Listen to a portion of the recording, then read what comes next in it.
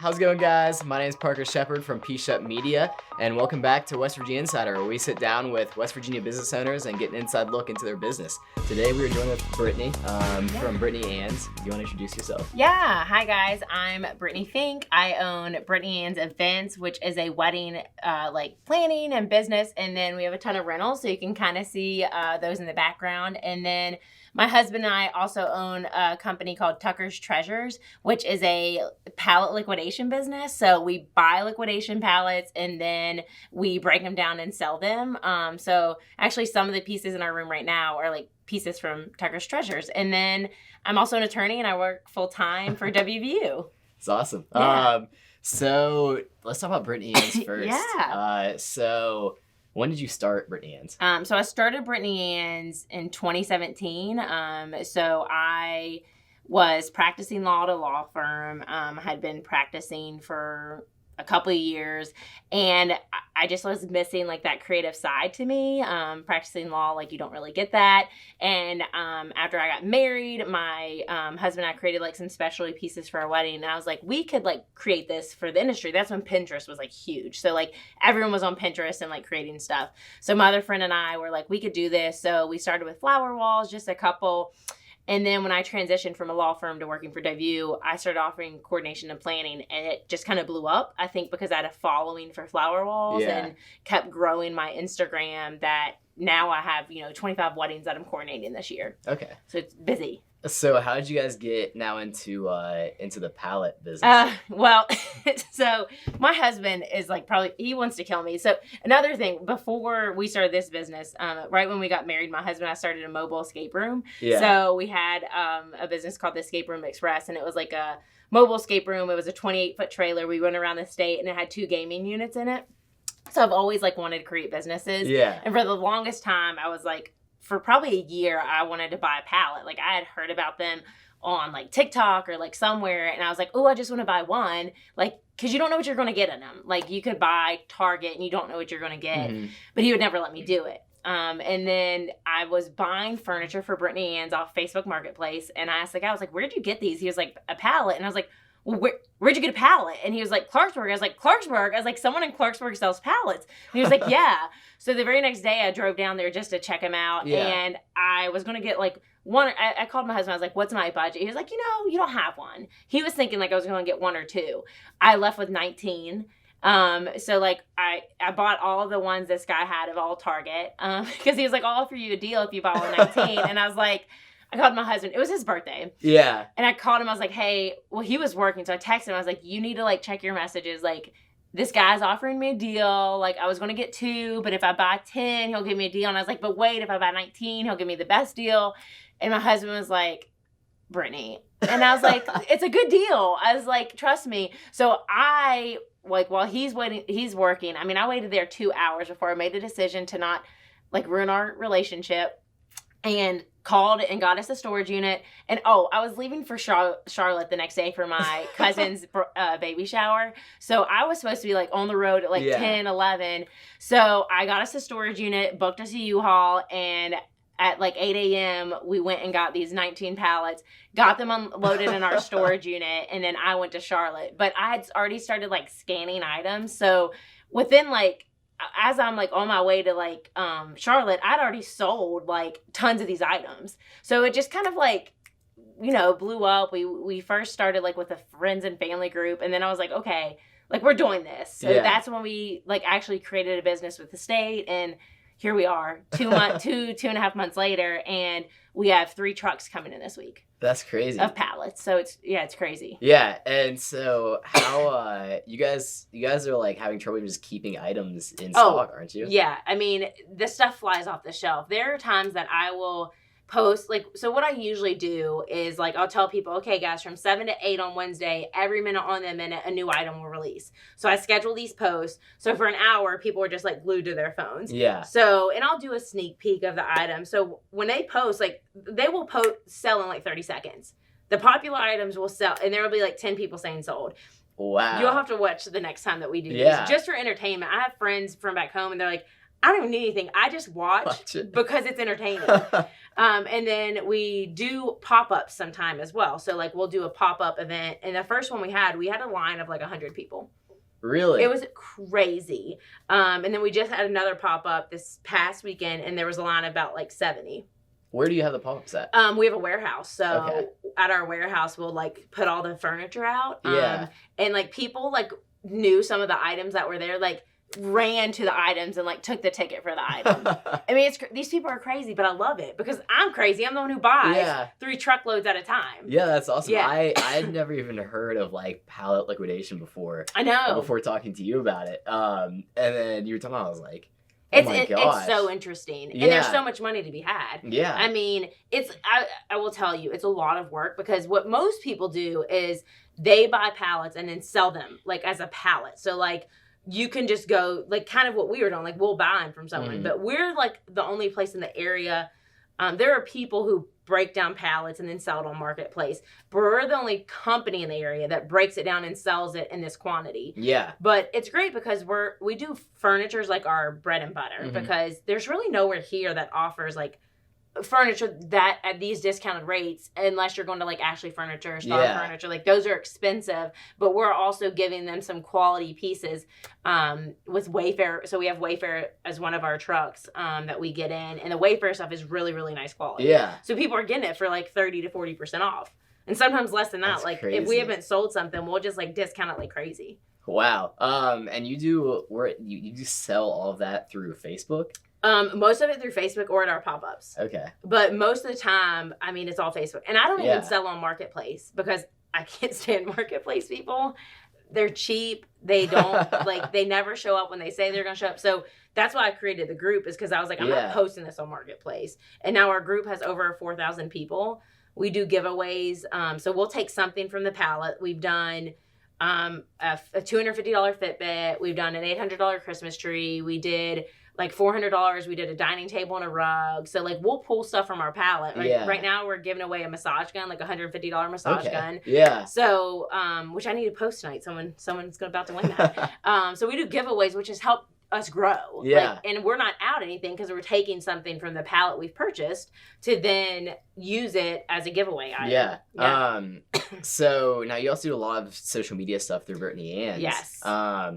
So how important has social media been for your businesses overall? Oh, social media is critical. Tucker's Treasures, I mean, Facebook is how we operate. For Brittany Ann's, it is very important because we're in Instagram world for weddings. Specifically, like, people plan their weddings for Instagram. Yeah. They don't plan them for anything else. Like, it's for the picture. Like, the flower walls are for a picture. It's for a backdrop. So for me, growing on social media has helped me get clients, like, and word of mouth, obviously, but I don't pay for marketing for my Brittany Ann's business. Like, I might have done a couple, boosted posts, but like, I don't pay for marketing elsewhere, just because what you put out, if you are strategic about what you put out on social media and people see what you're doing, you don't need that, because people are going to tell someone or they're going to tag them. I would like to say I'm known as the flower girl here in Morgantown, but I also think I've done a really good job of getting the clientele base for wedding planning as well. You know, I have a wedding planning podcast. I have a lot of weddings that I've done, and what I see is like, okay, there's a bridesmaid who's about to get married. She sees me coordinate a wedding. She's like, okay, I want you to coordinate my wedding, because she sees how smooth the day goes. Yeah. Yeah. But social media is very important. It's all for the gram. I mean, you can show them afterwards, like, what our room, like this showroom is. Like, it is literally all for the gram. Yeah. I mean, it's all flower walls and pretty spots. Furniture and like, all the things that you want your wedding to look like. Yeah. So how important do you think it is for other businesses in general just to have social media? Because I mean, living in West Virginia, there's so many businesses that just don't even have social media or just don't use it. I think it's the main source of, like, I think people use Google, obviously, but like, people want to see and get to know business owners. So not having a social media is it's killing you. I don't know why you wouldn't this day and age. Obviously, even if your clientele is an older population, there are people, they use Facebook. Yeah. And that's how people are searching for things. And I can't tell you, like, and having a website too is really important. But those things, for people to be able to see what you're putting out, and I think post about yourself, people want to get to know you. Whenever I do a post, like, with a picture of me and, like, information about me, it gets 10 times more likes because people want to know more about you. They want to know about the person running the business. They want to be able to connect with the business, not just, like,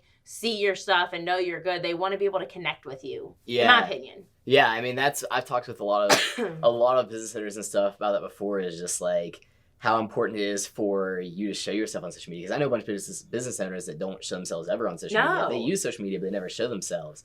And I think that's, like, a huge thing, is getting to build that personal connection with them. Yeah, we're working with a florist in town, and he's never, like, posted a picture of him. And I was like, we're going to change that.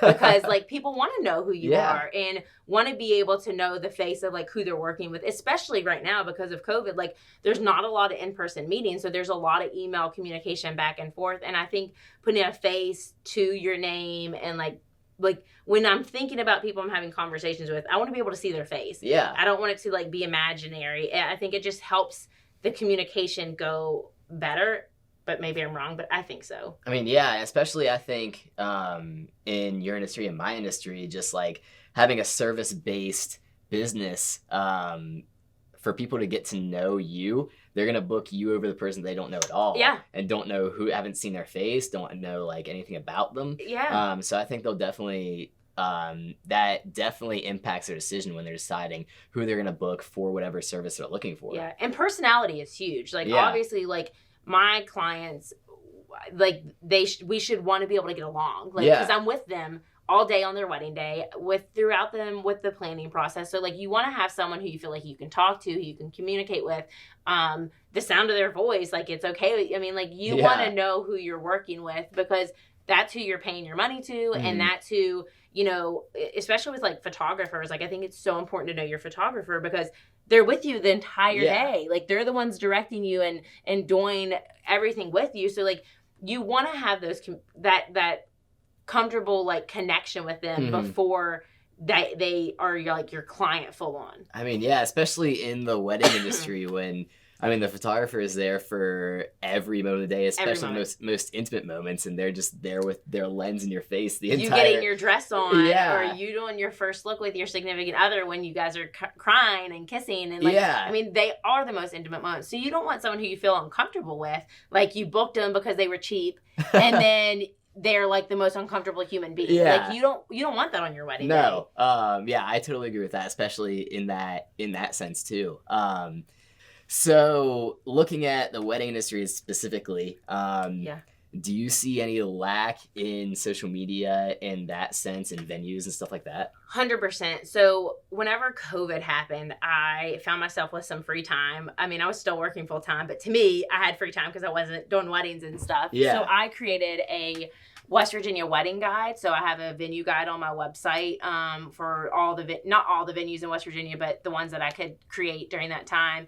And I just noticed a lack of information for clients, and I noticed a lack of social media presence and websites, and their Facebook, you know, they're a current wedding venue and they haven't posted in 2 years. Yeah. So I want to expand our business to kind of help those venues and other vendors in the industry, and create a media company called Brittany Anne's Media, where our group would help you and say, okay, here's what's missing. Here's what clients want to know. Because I would go in these venues and I'm like, okay, you don't have pricing. You don't know the capacity. Do we have to use your caterer? Can we bring in our own?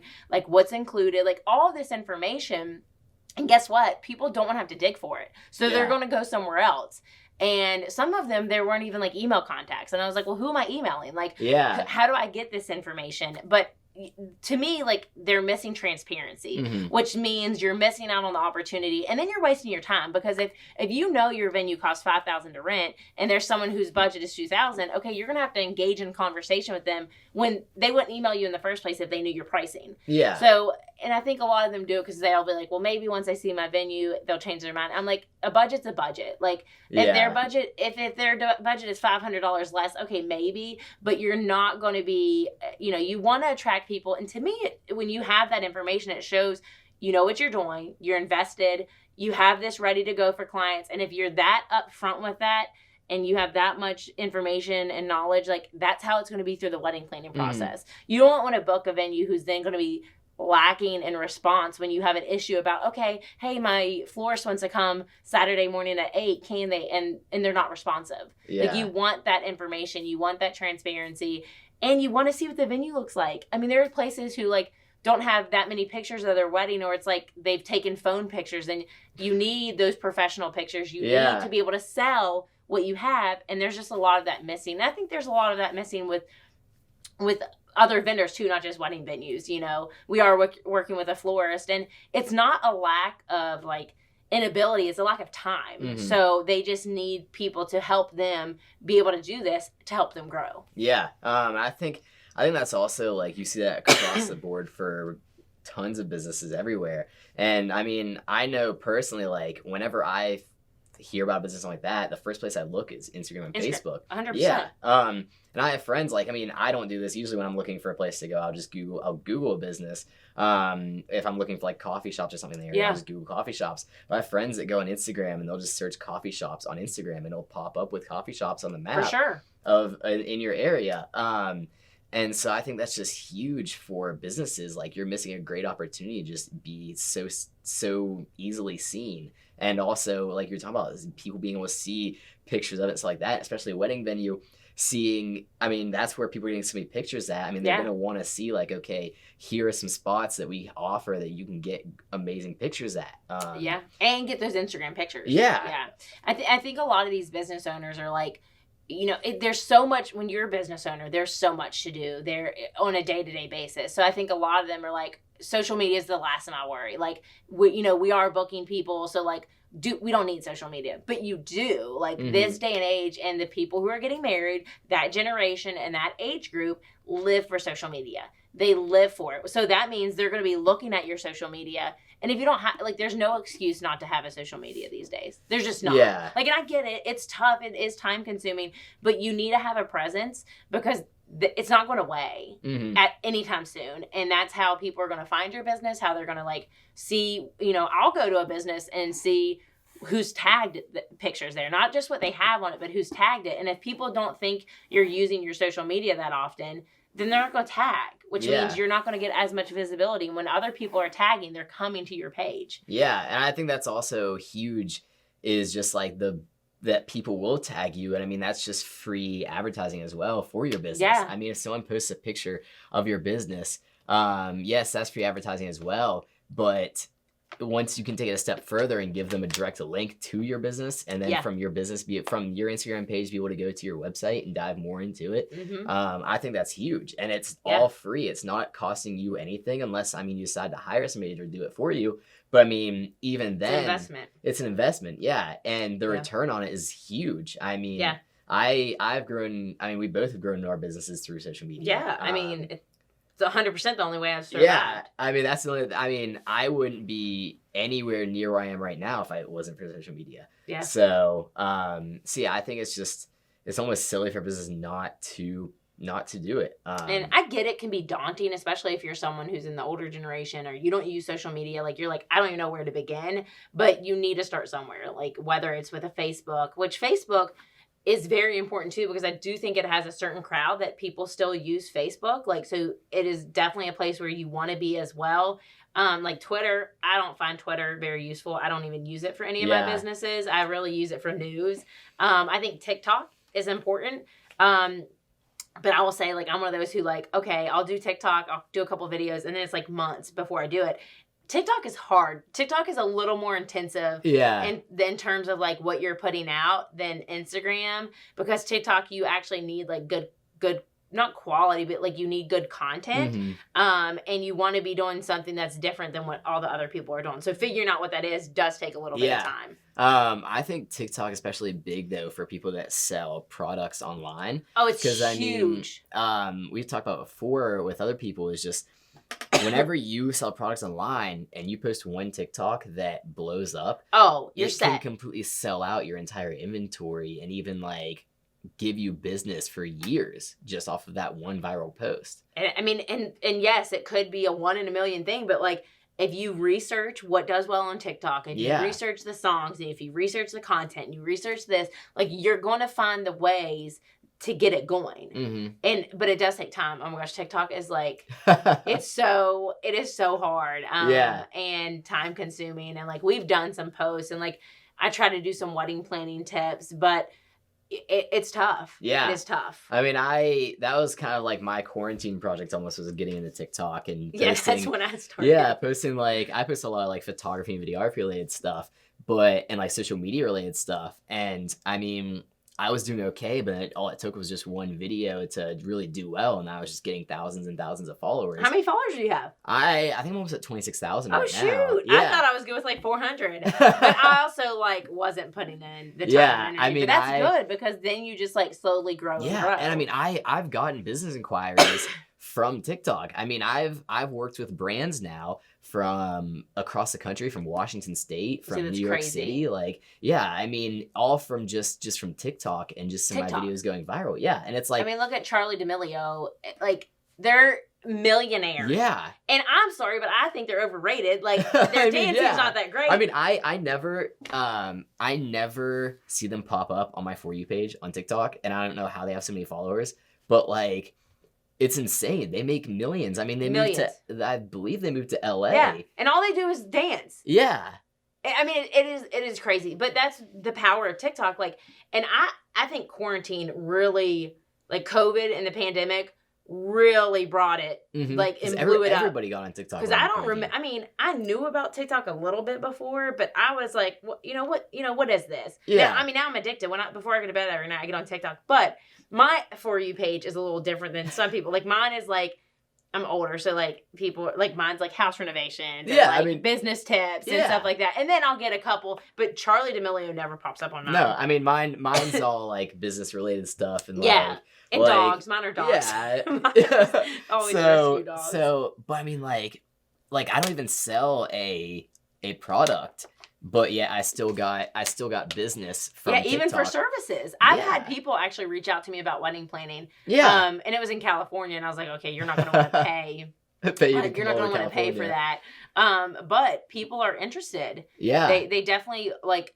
And again, they're seeing your face. They're getting to know you, so they're liking what you're putting out. Yeah, and especially in a video content form rather than just a picture, then it's like it's even more personal because they're getting to see you, and especially if you're talking the video, stuff like that. Yeah, I was actually thinking, I was like, I need to just hire like a TikTok content creator. Yeah, like you almost need that. Like, and I think I saw a girl on TikTok. She was like, my job is like TikTok content creator. Yeah, I mean. It's huge. Yeah, it's a legit job now, especially when you look at big organizations. I mean, it's almost like organizations just have to stay on their toes and watch for stuff like this. Because, I mean, it's like, a year ago, 2 years ago, a TikTok video creator for an organization probably has never even heard of. Yeah. But then it's like, now it's like, I think most big organizations now have a person designated to creating TikTok content. Do you see like Dunkin' Donuts, like they have run with it because like they're finding all these people who would talk about them, and then these people have a lot of followers, so then they've just like grown into the TikTok and they've accepted it. Yeah, and you see people that have started to like is it Charlie that teamed up with Dunkin'? And someone I'm sure they've started like these companies have started to pick TikTok creators and like people that are viral on TikTok. And like I think Charlie got her own drink at Dunkin'. I would love to see what happened to Starbucks numbers because of TikTok drinks. Like TikTok, like Starbucks already had like good numbers, but I would love, because there are so many TikTokers who like create these Starbucks drinks, and like you'll see the videos of them like, oh, is this a TikTok drink? I would love to see like if their numbers increased.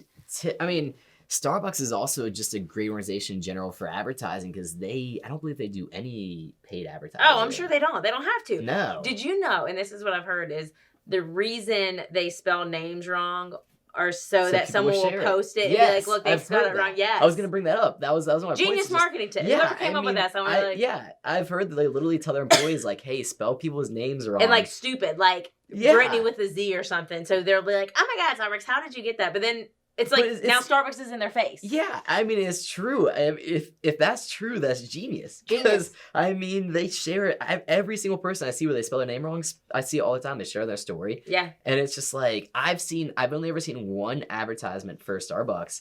And it was actually my most recent trip when I was driving back through Georgia. There was a billboard for Starbucks. And that's the only time. I don't think I've ever even seen it. Yeah, I remember me and my buddy who I was traveling with, we both looked at it. And I was like, I even mentioned him, like, I think that's the first time I've ever actually seen a Starbucks billboard or advertisement at all. Yeah, I can't think of any time I've seen it. They don't need it. No. Have you listened to do you listen to How I Built This? The NPR podcast? So you should. It's a good podcast to listen to, but they basically take these business owners of like Starbucks and Panera and like basically go from the ground up. And like how the guy in Starbucks created Starbucks was like, I think he started it because he went to this little cafe in Italy and like loved the vibe and like brought that back to the States. Yeah. And sorry if I'm butchering this and anyone ever listens and they actually know the story, but I'm pretty sure like that's what it was. Like he went to this little cafe in Italy and like it sparked his idea for like creating these Starbucks stores. Wow. Yeah, you should go listen. I mean, there's a lot of good podcasts on there. And honestly, in the entrepreneurial spirit, like it gets, when I listen to it, it gets me hyped and it gets me like, okay, like if they can do it, like all these people, like Airbnb. So the way Airbnb got started, it's also on there, was this guy was in a big city and there was this conference coming in and the hotels were all booked. So like he literally like, I think he was either attending it or like knew someone or something like that, but basically like took advantage of the fact that like the hotels were booked and people didn't have anywhere to stay and he shared his apartment with someone and he was like, boom. Like Airbnb, like genius idea. Yeah. And it's all, and it gives you hope that like what you're doing, like if you put in the effort, you put in the grind, like you put in the social media, like you can get to where you want to be successful. I mean, my business started with a s'mores bar and one flower wall. And now I have a showroom. I have, 25 weddings I'm coordinating, all through the power of social media. I mean, my business started with a phone recording videos, so. I mean, it's crazy. Like, in Tucker's Treasures, like, we literally started by, like, putting everything in a 10 by 10 foot storage unit and posting it to like 100 people in a group. Yeah. And now we have 4,000 people in a group in a 6,000 square foot warehouse. And we are out of space. And you're only, what you said, 2 months? 2.5 months. 2.5 months? Probably 10 weeks. Yeah. Like that's incredible. It's like crazy. How fast you can go from that. But it was all social media. Yeah. Like 100% social media. We haven't even we haven't paid a dime in marketing. Yeah. We haven't, even done like a news story or anything. It's literally word of mouth. And like the biggest thing is like we saw a need in this area for that type of product and we've just capitalized on it. And, I've also found a ton of stuff from my wedding business that I'm not paying for. Like there's probably 6 items, 10 items in here right now that I was able to grow my business because I didn't have to pay for it. Yeah. I mean, I paid for it, but we're profiting that, it's not like a hit. Mm-hmm. So, I mean, yeah, but again, all of it was social media, like 100% social media driven and word of mouth. But guess what? How they saw it? Facebook. And we have an Instagram. And the crazy thing is we have an Instagram and it has 500 followers, which, isn't great, but we don't even promote anything on it. We don't, all we do is we'll share some stuff on Facebook. It's like, hey, here's our Instagram. And then people go follow it. Yeah. So how do you balance doing, working for the university, running Brittany Anne's, and then also running the pallet liquidation business? Yeah. So luckily right now, weddings are in downtime. Mm-hmm. We're about to get really busy. But I am one of those people who I do work a lot. I stay up till 1 a.m. And then my full-time job, I work 7:30 to 5:30 every day. So during those times, and then what I try to do is capitalize on my lunch break. So I will do some work for my other businesses on my lunch break. Mm-hmm. And then I will work basically 5:30 till 12 or 1 on my other businesses. Yeah. And having a team. So I'm really lucky that I have interns. So whenever I'm working full time during the day, they're able to do stuff for me on my social media. They're able to do tasks for me with clients, email clients.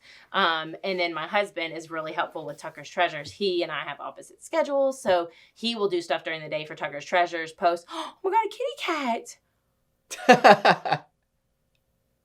Oh no, come back. I might want to save the kitty cat. but sorry, people, but just saw a kitty cat run by and it looks like it needs a home. On the side, I want to save all the animals. But honestly, the balance is like, I don't see my friends all the time, but honestly, during COVID, no one was.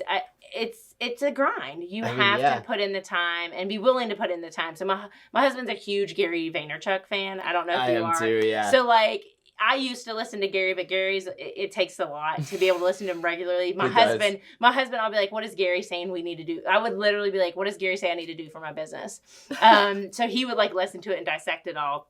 But with Gary Vaynerchuk, like, people would call in and be like, hey, I'm grinding, but like not growing. And he was like, well, did you travel this year? Did you like, what do you do on Saturdays? Like, what do you do on Sundays? And like that, like, we don't, on Saturdays we're at our warehouse. On Sundays, I'm on my computer. I'm doing events. Like, I'm not out, taking trips and doing things. Like, we'll take trips every now and then, but primarily I'm working. But I know for me, if I work now and put in the time, that I'm going to be my full-time own boss one day down the road. And that's the goal for me. Mm-hmm. And if that's not the goal for everyone else, that's fine. But like, you have to treat, even if it's a hobby or a side hustle, you have to treat it like a full-time job. Yeah. You cannot have a side business and only put in an hour a day or skip days. Like, there's not a day that I'm not checking work for my business, for any business. Like, whether it's researching or I have a wedding in 5 months. Oh, I haven't checked in with that client in a while. Like, let me see how they're doing, or like looking at their planning portfolio. So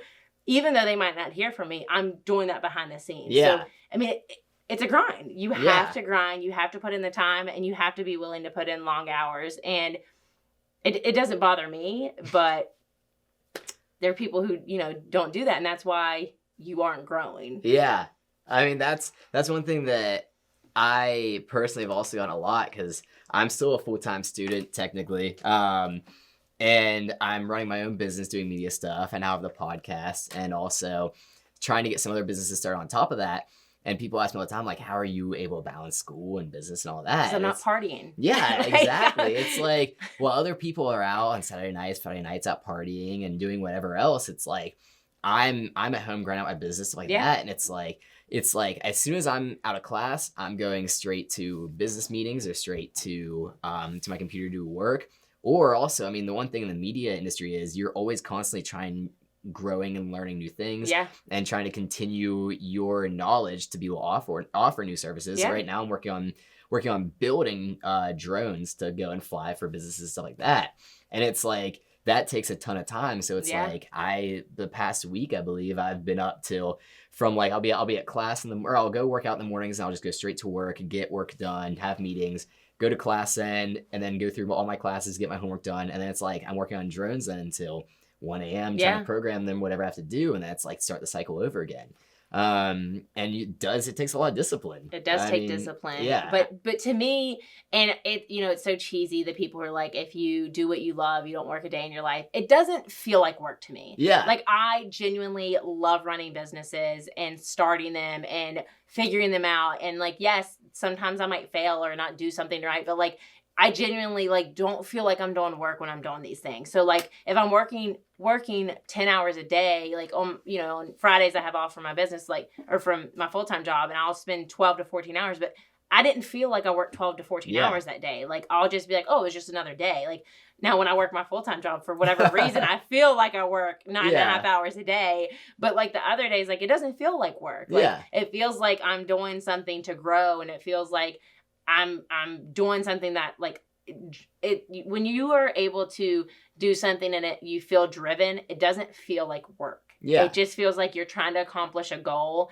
and it's very rewarding. Mm-hmm. And that, going back to Gary Vee, there's one quote I remember from Gary Vee, or one thing he talks about, because he has this crazy goal of he wants to buy the jet someday. Oh yeah. And he talked about all the time that it's not about him getting to that goal. It's just because he enjoys the hustle and the grind of trying to get there. Yeah. And that's the best part, is that's what's enjoyable about it, is that hustle and grind. Not the arrival, but the process of getting there and the adventure of getting there is what he enjoys the most. Mm-hmm. And so I feel like I've talked to people before, like I feel like it's just enjoying the hustle of it is the best part. It is. And it's like being your own boss and having been a female in certain industries, like being treated a certain way, like being your own boss and like being in control of your own emotions, like, working at another place, like it's almost like someone has control over your emotions because either you're anxious about your work or you're worried about like if you're gonna get fired or something like that. But like when it's your own business, like those, obviously you have the anxious, am I gonna fail? Like, am I gonna pay my bills this month? But like that, the feeling of like insecurity or self-doubt, like I don't feel that as much, like because if something messes up, okay, cool, I'll move on. But like in your job, like if I mess up, it's like, oh, I'm getting fired, or like, do they think I'm not a hard worker? But like I know with my businesses, I work hard. People know I work hard, people know I put in the hours, and people know I care. And I think that's so important, is like, which is, it goes back to what you said, like people want to get to know you, like they want to know you care about what you're doing. Like it's not just for the money, because like I'm not making millions doing weddings, but I care about my clients. I care that their day goes smoothly, that they're happy at the end of the day, and that they don't have to deal with the problems. Like people want to see that, and to do that, you gotta put your face out there and let people know who you are, and they want to see the grind. They want to see you working hard, because that makes them have that much more confidence in what you're doing. Yeah, and I think also it goes to show that it is possible. I mean, that's one of the reasons why I started this podcast, was to be able to sit down with people like you and other entrepreneurs and show people like, yeah, this is possible. Because I mean, you hear it so much in West Virginia, especially like business just isn't there, and that you can't start this business, you can't do this or that in West Virginia. But it's like, no, there's people there doing it, and it's just putting your head down and blocking out the people that are saying you can't do it, and pretty much just prove them wrong. Yeah, I agree, 100%. So if you were to give any tips or anything to any young entrepreneurs or anybody trying to start businesses or anything in general, what would be some tips that you would give them? I mean, the first thing is research. Like really understand what you're getting into. Young entrepreneurs, like research, like, okay, now I have to file documents with the state. Like there are waivers for people under 30 when they're first starting their business. Like that's a money saving tip. Know what it's going to cost to invest. Know what you need. Like you need to sit down, you have to come up with a business plan, and you have to walk through everything. Because I think people forget about that. I mean, when you're starting a business, you need a space. There's going to be utilities. There's going to be insurance. There's insurance for your business. There's taxes. I mean, all of these things that people don't think about. And maybe I didn't even think about when I first started, because then I'm like, oh crap, like now I have to pay taxes. I pay taxes on my income, and I didn't even think about business insurance. But then like we're renting a space, like we have to have insurance for that, and like, so all these things. So like do your research, like really, like as like, even if you didn't go to business school, like Google a business plan, or like Google the things that you need to have prepared. And then be ready to put in hours. Like don't be afraid to like skip out on seeing your friends because you want to grind your business. I mean, you just kind of have to have the discipline to say no to some things. And you will have to say no to a lot of things. There's opportunities you obviously want to take, and you have to say no to them. One tip I would say, like if you are going to go into business with a friend, like if you're going to go into business with someone, like make sure like that's like what you want. Like I almost recommend like starting a business by yourself with people, just because if you're starting with a good friend, like you don't want to ruin friendships if it goes south. Obviously I've forced my husband into businesses, and he's stuck with that. So like unless he wants to divorce me, like he's fine. But when you have another business partner, you're not always going to see eye to eye on everything, and there's going to need to be one answer. And if you aren't partnering with someone who's good at compromise, and like honestly observe your friends, like if it's a friend, how have they handled relationships? How have they handled fights with their boyfriends? How have they handled fights with girlfriends? And if the way they've handled those fights are not how you would want to handle a disagreement in business, then you do not want to get in business with them. Yeah, I think that's a great point. And I think, I mean, I don't know if you've ever seen the documentary on founding Facebook. You ever watched it? He started with a couple of friends, and then it went south, and it like ruined their friendships. Yeah, I remember watching the one with like, what's his name? Who's the actor? Like, he's now on SNL. Curly hair. Yeah, that was a. Oh, that's a movie. One. Oh, was it a documentary? I thought it was a movie. Okay. So then, yes, I've seen it. Okay, but like, like, so like, you don't want to ruin friendships. Like, so having a business partner, obviously, there's a lot less risk when you have someone else investing and you have someone else doing the work. But I would say like, be your own boss, and then have a team to help you. Yeah. because it's tough when you have a business partner, and for me, like, then it's like, okay, if I rely on them and they let me down, like, then there's this feeling, because like then I'm like, well, I should have just done it. And now I feel a certain type of way at this person for not doing what they said they would do. Yeah. So research, and then if you are getting a business partner, be very sure about the person you're getting into business with, and make sure that someone, like, if you do have a disagreement, you feel comfortable being like, hey, this isn't working for me, like, what can we do? And if you can't have that conversation and you can't be an adult about it, then you don't need to be in business with them. Yeah, I think that's great. Well, do you have anything else you want to talk about, or anything else you want to mention? If y'all haven't joined Tucker's Treasures, join our Facebook group. If you're getting married, let me know. Yeah. And I will say, if you are someone who's looking to get into entrepreneurship, like, feel free to reach out to me. I mean, I don't know everything, but, I feel like I've learned stuff along the way. And if you are starting a business, like, one of the things that has helped me is I've gotten interns through the university to help me with my business. Not only do I get to give back, but then they get an opportunity too. So anytime you can give an opportunity to someone looking to learn, take it. And anyone who's a student, like, if you were young and you were looking for opportunities, message a business and say, hey, are you looking for some either paid or unpaid help where I can learn about what you do to see if it's something I want to do long term? So don't be afraid to reach out to people and see if they have opportunities for you. Yeah. And I mean, I think also, like, that can also evolve into something even long term. Oh, yeah. I've seen people get internships that are free internships, but then they turn into a full-time job because people are like, oh, wow, I don't want to lose you. You're such a good asset to our business. I have a couple girls that I'm like, I need to hire you. Like, when you graduate, like, I need you on the team. So, like, you can establish those relationships, and you can get, some of them get class credit or internship credit, which some of my girls do. They get internship credit, and it helps them, and they're leading weddings now. Like, they've been working with me for a year and a half, and now they're a lead on the wedding. That's because awesome. They have the experience. Yeah, they're still students, but they have the experience, and I have the trust in them leading our team. That's awesome. Yeah. Well, thank you for coming on the podcast. We will link all Brittany's stuff in the description, Instagram, all that in the description of the video. Thank you guys for watching or listening, if you're listening to this on Spotify. And we will see you guys next week with the next episode. If you guys found this helpful, if you guys could share with a friend who you think would be fine or take benefit from listening to this or watching this, share it with them, tag us on Instagram, whatever it is where we share it. But yeah, thanks for listening. We'll see you guys next week. Bye, guys.